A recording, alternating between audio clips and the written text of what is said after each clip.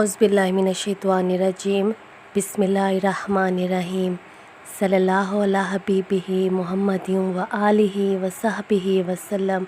अस्सलामु अलैकुम।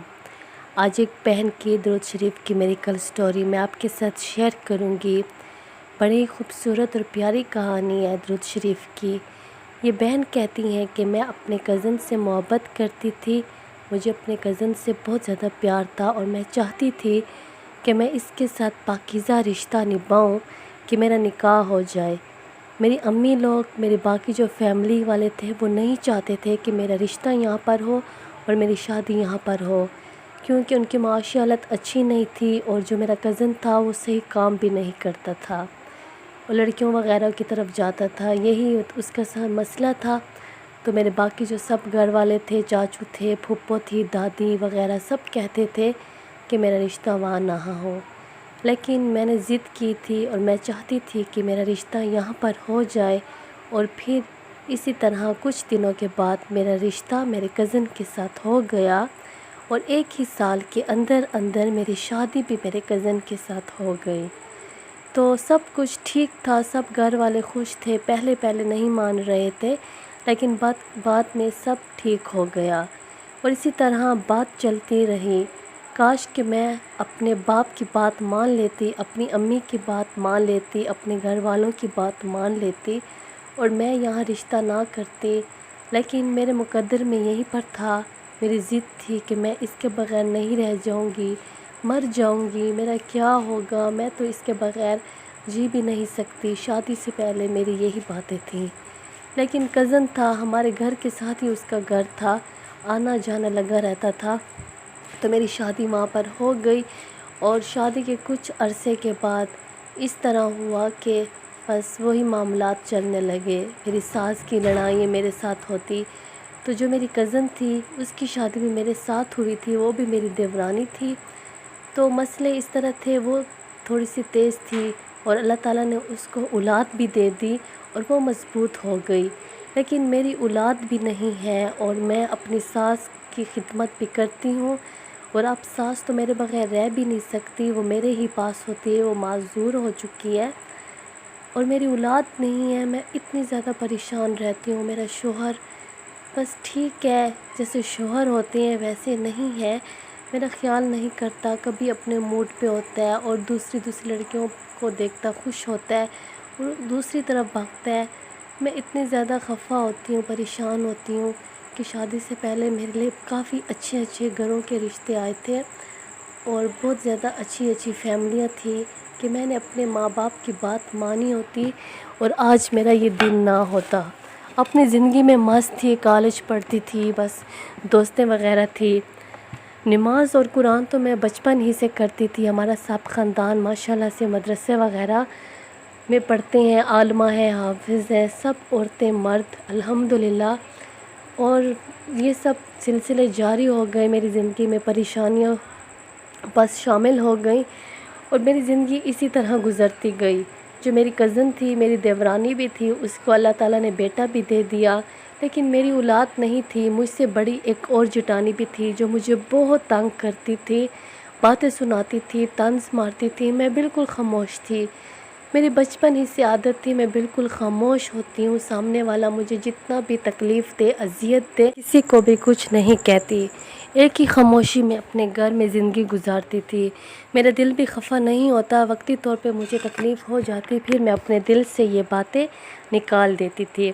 शादी के बाद भी ज़ाहिर सी बात है, यही आदत थी मेरे अंदर।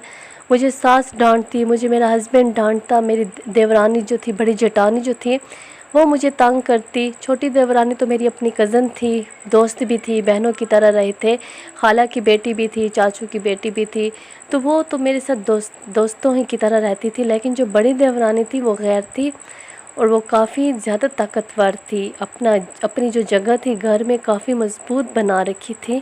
मेरी ज़िंदगी में काफ़ी मुश्किलात थे, परेशानियाँ थी।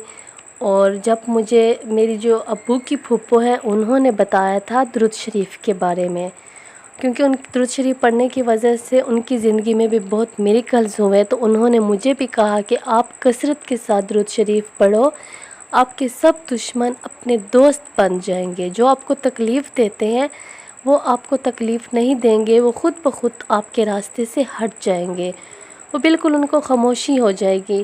بس میں نے درود شریف کو محبت کے ساتھ اور کثرت کے ساتھ بے بس ہو کے پڑھا، کیونکہ میرے پاس کوئی راستہ نہیں تھا اللہ تعالیٰ کی مدد کے سوا۔ میرے پاس میرا رب تھا، اور مجھے لگتا تھا میری باتیں میرا رب سنے گا، میں حضرت محمد صلی اللہ علیہ وآلہ وسلم کو پکاروں گی، اور میں نے درود شریف کو پڑھنا شروع کر دیا۔ اور جو بہن ہے یہ بھی کہتی ہیں کہ جب سے اس نے درود شریف کو پڑھا تو اس کی زندگی میں میریکلز ہونے لگے۔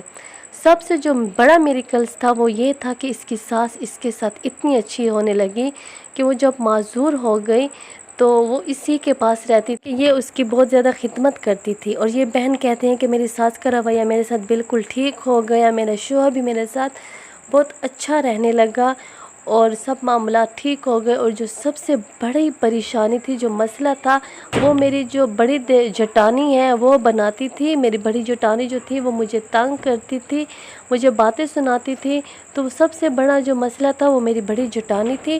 اور وہ اس کا جو شوہر ہے، جو میرا جیٹھ ہوتا ہے، اس کی جاب کسی دوسرے شہر لگ گئی اور وہ وہاں سے چلی گئی۔ اور یہ بہن کہتی ہے کہ یہ جو میری جٹانی تھی، ہم ایک ہی گھر میں رہتے تھے، کھانا پینا تو الگ تھا لیکن ایک ہی گھر میں رہتے تھے۔